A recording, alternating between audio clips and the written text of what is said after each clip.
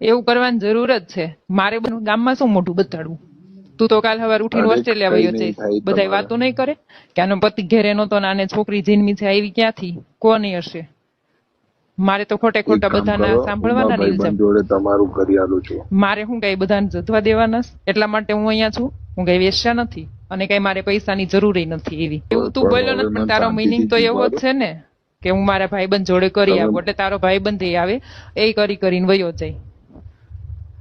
એટલે મારે અરે હું હું અહીંયા હમણાં કરવાનું? મારા ભાઈબંધને લઈને તમારા ઘરે આવું છું, બરાબર? હા, તમને શાંતિ રાખો હા, અત્યારે. તું ઘરે આવે એટલે તારી છોકરીને લઈને જતો રહેજે.